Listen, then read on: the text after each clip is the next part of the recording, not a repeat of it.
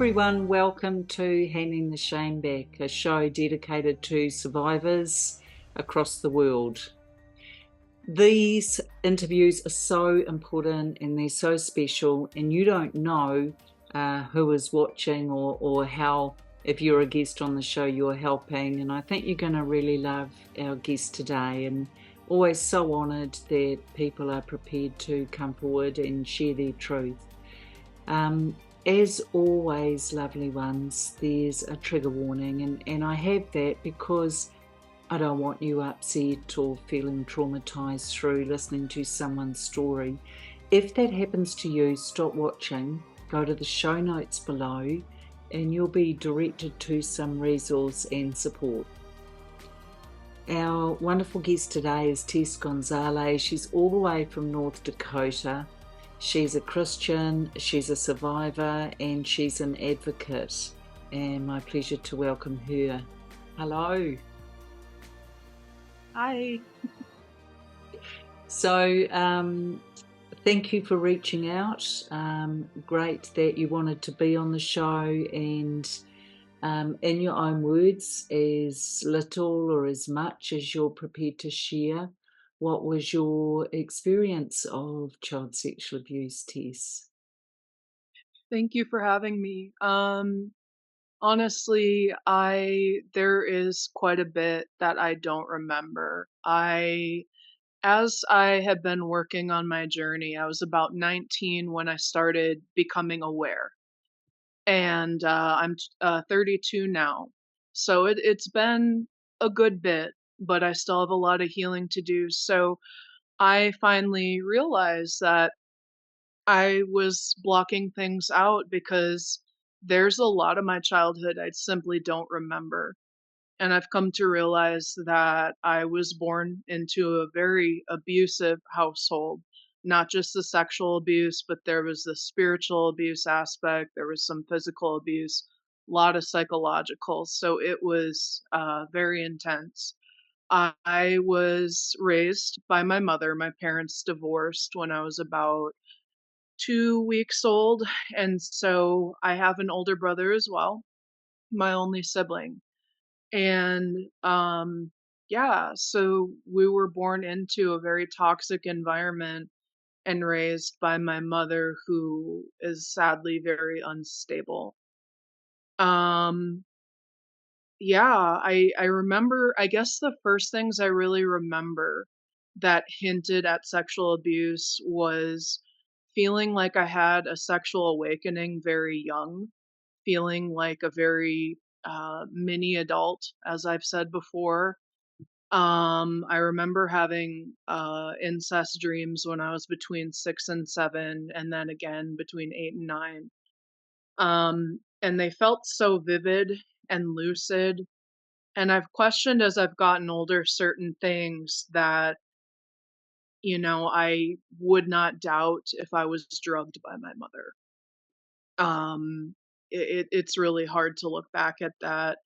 I had a lot of nightmares that are very abnormal for a child in a healthy environment to have, and things that reflected just heavy confrontation and toxicity with my family, my immediate family.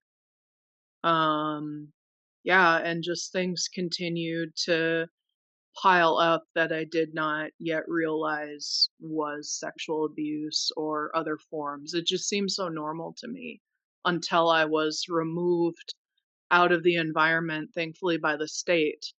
And I went into residential treatment about 3 weeks before my 17th birthday. Um, I was diagnosed with bipolar at about 15, and I was hospitalized a lot for just kind of going off the deep end.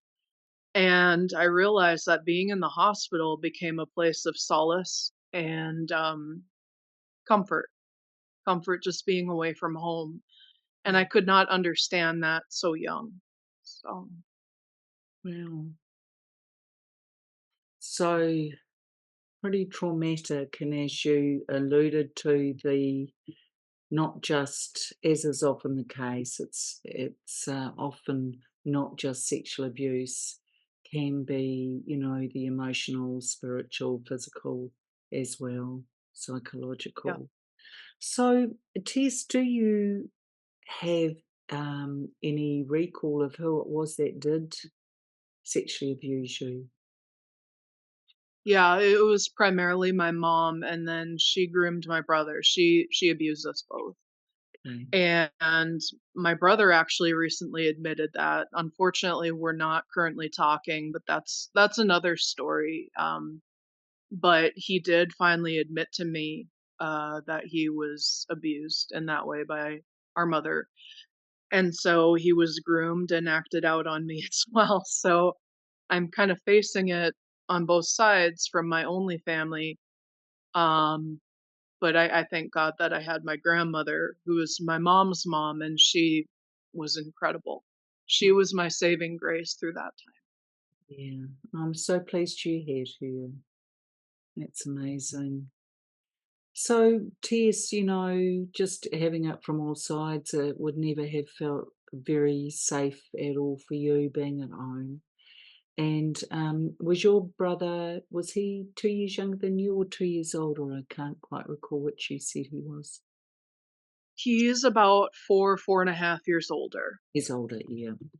Yeah. And so, do you believe that now that you do have recall, do you believe when you talked earlier about the incest dreams between, 6 and 7 and 8 and 9, Mhm. were they reflective of what you went through at that time, would you say? I believe so. I really do. Like I said, there's a lot I blocked out, Of course, but oddly enough, I have always been, and I've shocked therapists that I've seen with how intuitive I've been and how I've been able to know myself well and gather information, which is obviously a trauma response. It's a survival mechanism. You collect as much as you can to keep yourself safe. yes, Um, so I believe so. yes, I I remember dreams of my mom where she would insert objects into me, yeah. and she would also use them on herself while using them with me, and it's hard to talk about Well, you because don't you I don't you don't need to go into detail, honestly. I don't wanna thank you. traumatize you at all. Thank you. No, I was just wondering if the reason I asked you that question, and please just Sure. take a deep breath and I'll rabbit on, we'll get you Mhm. back to where you were, is that, sometimes our minds are so powerful, aren't they? And they really do indicate what was a deep truth for us. And so I think, congratulations, your mind actually has vindicated you. And I don't know if you've ever seen that in that way, but I just want to honor you because that's really powerful as a recognition and a vindication and a validation for you. So well done, Tess. And Thank you. you're not alone. There's a lot of amazing survivors watching. Hello, lovely ones, who cannot remember anything, but they know without a shadow of a doubt that something went on. So thank you for your courage in that. Um, and it's interesting, isn't it? Because you had a wonderful grandmother who you had some safety and respite with. And, just because this is important too, what sort of things were you or would she do with you? Did she get you to help knit or bake or garden, or what sort of things were you able to do with her? She would just she lived in town, and my mom lives in town too, so that really makes me wanna move now that my grandma has passed. Oh, Um, yes. but she anytime we'd visit, I mean, she'd feed us, she'd be such an amazing host and a loving, like, I considered her my mother. Yeah. And it just she was awesome, and when I would get sick, like, if I'd go into the hospital, because I was having trauma episodes, which was my bipolar episodes, I see it as trauma now. Yes. She would let me stay overnight, sometimes 2 nights, and I distinctly remember how when I was 15, she would even then tuck me into bed and, obviously there was nothing wrong, she never hurt me, and so it just blew my mind how she was so loving, and she'd read the Bible with me, and she'd pray with me, and I miss her so much. Oh, Like, there is usually not a day that goes by that I don't think of her, and she was just I've always considered her to be, like, everybody loved her and everybody should have a grandmother like her. She was amazing. that's so So, she was my beautiful. rock. I'm so happy, and I don't know what you think, Tess, but there's a little school of thought out there that says that when we think of our loved ones that have passed, they're right with us. So I think that's beautiful. So she's clearly with you a lot. uh, Yes, yeah. yeah, that's lovely. And of course, having bipolar and being hospitalised, and although it felt like a respite, it would also, I imagine, as a child and teenager, felt quite confusing too, because bipolar, by its very nature, means you're either feeling you can't do anything or you can't stop. Very bad explanation I'm giving, but you're the expert on it, having it. So, yeah, how was that for you in terms of, yeah, having that as a diagnosis? It was when I went in, it's because I finally hit a manic episode, and it's so upsetting that knowing I had to be treated on medication, that was very upsetting for me. And I'm sure you can imagine, I'm at that tender age of 15. Like, subconsciously think that, okay, things are going on. It was coming to a head that, like, I was casting accusations according to my mom, but there was that truth that was coming out, and I kinda finally snapped. So I was hospitalized when I was 15 for about a month. They were trying to figure out everything. They were trying to find the right medications. It was so stressful to me. In some ways, I was feeling such numbness and helpless and hopelessness. Like, it was very painful Yeah, because, yeah, it was confusing. My mind did not make sense. I could not comprehend, like, the basic thoughts, and all I knew was that I was scared, and I knew that there was things going on, but I could not prove them, because here you are, you're accused of being crazy, and, it's hard to piece that together when your mind is, you know, the it's just going everywhere, of when you're course. not medicated. Of So course. it was tough. And also it suited the narrative from your mother's perspective too, because if you're Yes. labelled as crazy, then there's no responsibility or pressure. And yet look at Yeah. you now, you've come through, and that's so amazing. Yeah. So, Tess, you're, 2 weeks old, your mum and dad split. Yeah. Did you ever have a relationship with him after that point? Can you Yeah, it's sad for me too because I still have the father wounds, but we are reconnecting now. He's still kind of not the best father in the world. I definitely wouldn't nominate him for that. But No. I don't know all the things he went through with my mom, so it's hard to say, but I can imagine. And with the instability of my mom and how scary she can be, I understand now more than ever why he kept fleeing, literally. He would keep moving further and further away, and I believe it wasn't as much to do with us now as it was my mom.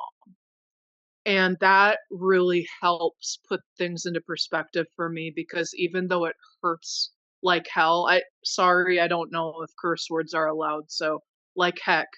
Go And for it. I've heard a few words. I didn't know. I've said a few words. You're fine. Thank This you. is safe, so Um, be like.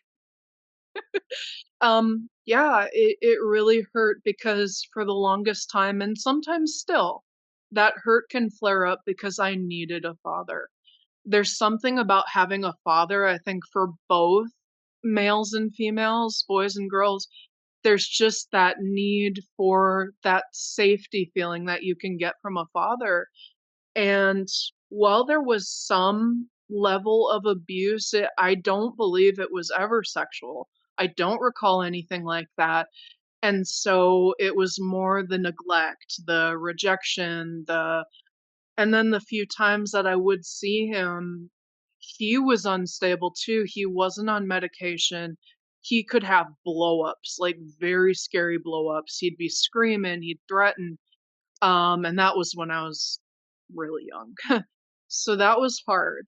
But Yeah. I'm working my way towards forgiveness. And right now, even though it's disappointing that we don't talk the way I would like, I realize that as I've healed and I'm stronger than before, even though I have my breakdowns, that I'm forgiving. I'm on the path towards forgiveness, and that makes me really happy. Um, that I'm not as hurt, that I am understanding his thought process and why he may have really run. Because I do believe that my mom had threatened his life. She tried to kill us. And yeah, So so I don't blame just her. before we get into that, Yes. and that's clearly important for you that Yeah. you had that reconnection and rebuild that. And Tess, honor that in you. And for survivors watching it, if you feel moved to do any of that, do that. If, however, it doesn't feel right, that's okay too. You don't have to do anything. But Tess, I am going to pull you up on something. You're going to love it. It's Okay. actually it's actually a sign of strength to have what you call your breakdowns or times when we don't cope as well. That again to me is just a vindication or validation that this happened and that trauma does what it does, and we don't know at what time it's going to appear in our lives and re trigger us or re traumatize, and that's okay. So it's Right. actually a sign of strength, I think, to allow it and acknowledge it, and certainly not at all weak, which is what sometimes I think perpetrators like your parents, um, or your mother specifically, Yes. would have turned that on you, and I can understand that, and our survivors too watching will have been made to feel bad and wrong and oh so weak because you might have cried or felt very vulnerable. So here's Exactly. here's to survivors, amazing and beautiful hearts that you all have. Tess, as you're, thinking about that, having grandmother is safe, how was Yeah. school for you and other people in the community? Was that an okay place to be? It was really sad because I was unable to fit in with my peers. I was so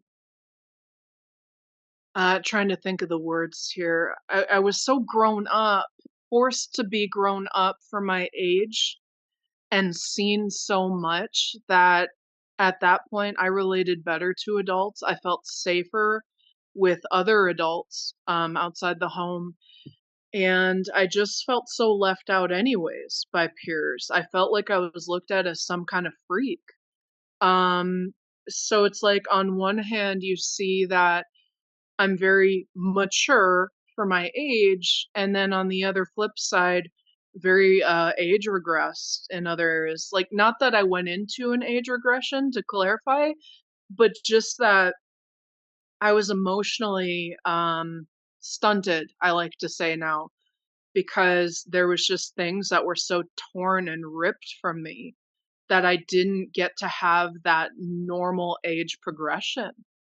And so I see now, even as a 32-year-old, there's times where I can still feel very immature, and I'm trying to have grace for myself for that because I know that,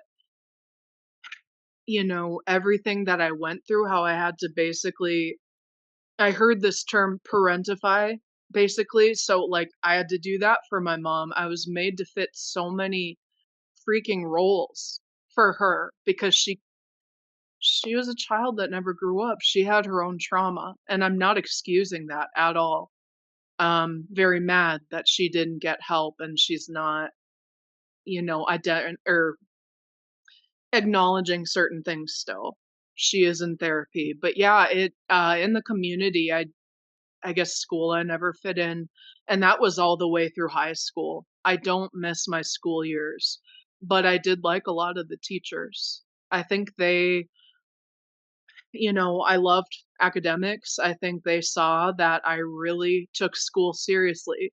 So we got along great, and meanwhile, I'd see a lot of my peers and they'd be, like, sloughing off. So I took my academics as a source of pride because I was able to have that strength in the midst of hell that was my home. So 100%, but equally as well, isn't it amazing having a positive school experience with the adults, with the teachers, means yeah, that you were able to find a glimmer, I imagine, of, "Oh, there's something good about me. Yay." Among right. well, yes, so, teachers are amazing, eh? Amazing, but Very much the so. good ones. And I think too, if we don't have that as a child in any way, it's Yeah, really been hard to have any sense of self or feel any sense of self-worth. So I'm pleased that exactly. it happened. The, um, the other thing too, of course, is that because you were obviously, seeing your dad through those years as well, as a custody arrangement, I imagine. Um, Yep, yep. yeah, did either of your parents have partners or husbands and wives? My dad does. I'm Did? almost embarrassed to say this, but he remarried and got engaged numerous times, and I don't judge, but, I think that's more reflective of his trauma as well. But yeah, he remarried quite a few times after my mom, and, yeah, so he's currently been with the same woman now for their 14th anniversary. But my mom, she never did. I don't know her reasons why. She did say at times that it was a religious thing, that she wanted to be pure and not sleep around, and I'm not gonna touch that one because I have no proof and I don't wanna judge my mom's journey at all, but she never did remarry. Okay. And that's what that is. But hey, Tess, we're gonna leave part one there. Stay Okay. stay right there, please. And audience, it's really interesting what Tess has already said. There's so many things here and so many threads, and I think I just want to come back to, one of the hallmarks of being a survivor is that we do feel different. We don't always feel that we fit in. So if you're one of those people who at times you don't feel you fit in or you're feeling different, welcome, you beautiful soul, because you're in a survivor community that totally gets what you're seeing. So as always, lovely ones, I see you, I stand beside you, and I believe you.